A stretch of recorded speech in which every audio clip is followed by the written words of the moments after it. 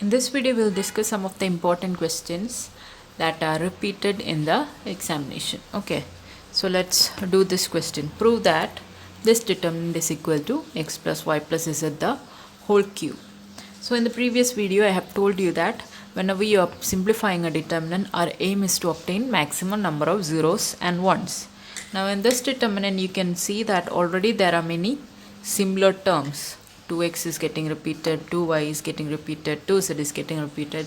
So let us make some zeros by taking the difference of the appropriate columns and rows. Okay, so here I am going to take the difference of two columns, first column and second column, and then rewriting the second column as the difference between second column and the third column. Okay, so first column becomes c1 minus c2 and the second column becomes c2 minus c3. Whenever you are taking difference, always start with the column which you are replacing. If c2 is considered, take c2 minus c3, never take c3 minus c2. Okay, that will make your calculation confusing.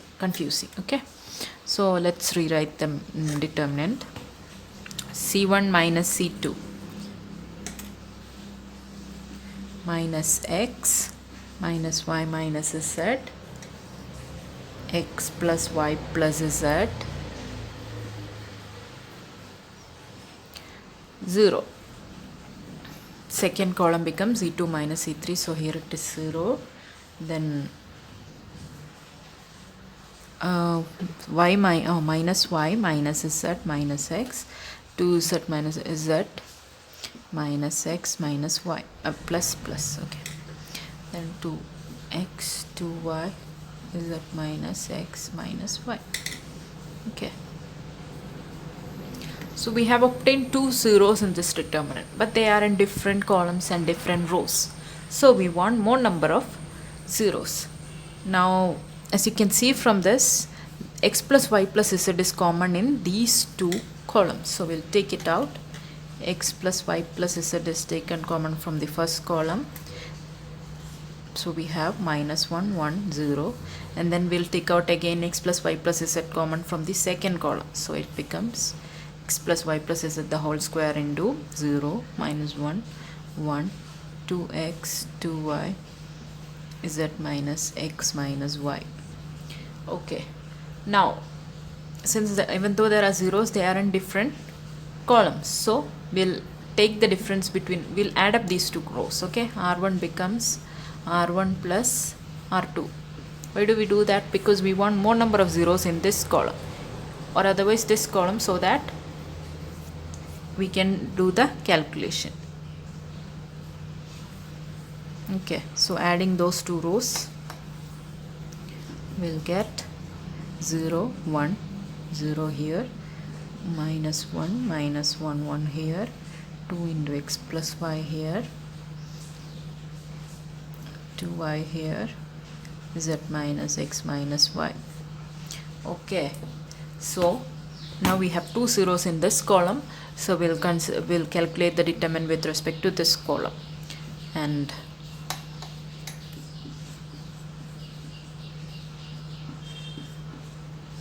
that becomes x plus y plus z the whole square into the cofactor of this one. Cofactor of this term is again x plus y plus z. You can do it and see, since there is no space, I'm just writing it.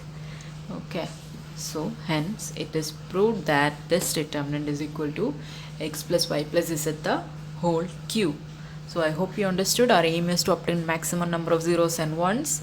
Since the terms are repeating here, we'll directly take the difference of such terms and thereby obtain some zeros. And after such calculation, we'll be able to take out some common factor from the determinant. So here we take out common factor from column 1 and column 2. Column 1 and column 2, we get the common factor x plus y plus z, that is taken out. Then in order to obtain more number of zeros in a single column, we add up these two rows, r1 plus r2. So we get another 0 here, and finally we do the calculation of determinant with respect to this column. So prove that. Now this is another question that is of the same kind that we have done now. Only thing is that more number of ones are already there, so the calculation is much more simpler. we'll do this one also. So prove that this determinant is equal to a minus 1 the whole cube. That is the question. So you can say in the question there are already many ones. Okay, so now we want zeros. These ones have to be converted to zeros. So let's take the difference of two rows. We'll take the difference of these two rows first, and then between these two rows. It is not necessary that you have to take it the same way I do. You can take the difference between any two rows, no problem.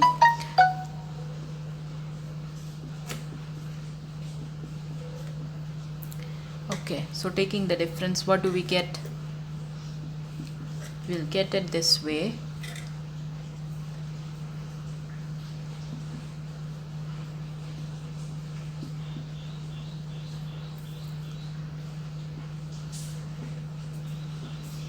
Okay, so as you can see, a minus 1 is common in both these columns, first column and second column.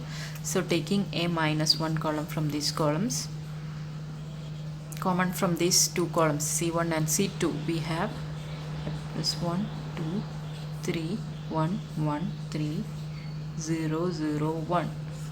So now we have got more number of zeros. We have two zeros in the third column, so we'll calculate with respect to that column. So finding the cofactor of this element, we'll get, so sorry, we have to put a1 minus 1 the whole square, because we have taken common from two columns. From this column also we got 1 a minus 1, here also we took 1 a minus 1 common. That is why a minus 1 the whole square. So a minus 1 the whole square into determinant of,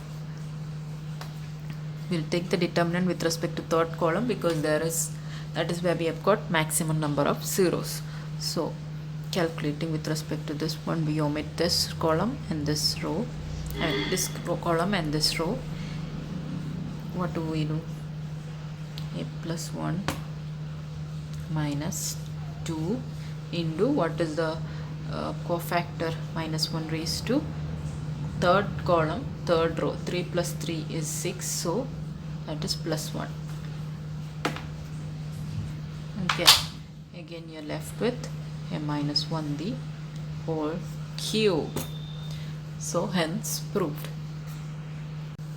Okay, so this is another question. Let's do it. Prove that x square 1 plus px cube y square 1 plus py cube z square 1 plus pz cube is equal to 1 plus pxyz into x minus y into y minus z into z minus x. This is the question. So you can see the third column is expressed as a sum. So according to the property of determinants, you can split up that into two determinants.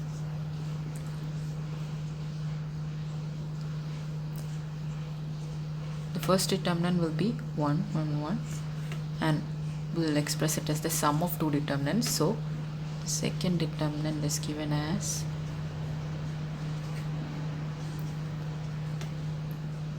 px cube, py cube, pz cube. Okay. Now in the second determinant, you can see x is common in the first row, y is common in the second row, and z is common in the third row. So we'll take out that x, y and z from each respective columns, and we'll write as, and p can be taken out from the third column also. So we'll write it as, p is taken out, it is x square, 1 y square, 1 z square. Okay. So let's make the first determinant also in the same order. We'll take the first column to the, we'll take this third column to the first position. So a negative sign will be introduced, and this column will be now in xyz this xyz will now be in the third column. Now we'll swap again between second and third. So what do we get? We'll get the same minus sign again. Now we'll make the first determinant in the same shape as this determinant is. Okay, to understand. For that we will have to swap between the first and the third column first, and then between the third and the second column. Okay, so 2 times swapping, you will have 2 minus 1s introduced, and that becomes plus 1. So you can write the determinant in the same way as the other determinant is. So this is how it will be. Okay. So we can take 1 plus p into xy z common, and we can write the we can take the we can take the determinant common. So 1 plus pxy into 1 1 1 xy z x square y square z square. Okay. Now in order to obtain some zeros, we'll take the difference between any two rows. Let it be between the first row and the second row, and then between second row and the third row. Okay, so let's take it. 1 plus p x y z, that's common.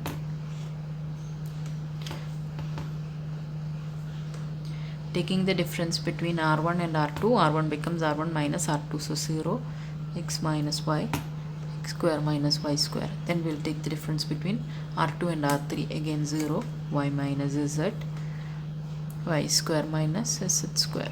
Okay, 1 z square. Now 1 plus p x y z into, taking x minus y common from the first row and y minus z common from the second row. 0 1 x plus y, 0 1 y plus z, 1 z square. So we have maximum number of zeros in the first column, so we'll calculate the determinant with respect to that column. We see 1 plus p x y z into x minus y into y minus z into, cross multiply the remaining 4 terms, y plus z minus x minus y, and that is multiplied with minus 1 raised to the power of third column third row first column, so that is 4, so that becomes plus 1. What is this? Y will cancel out, z minus x. So this is the value that we obtained, and hence it is proved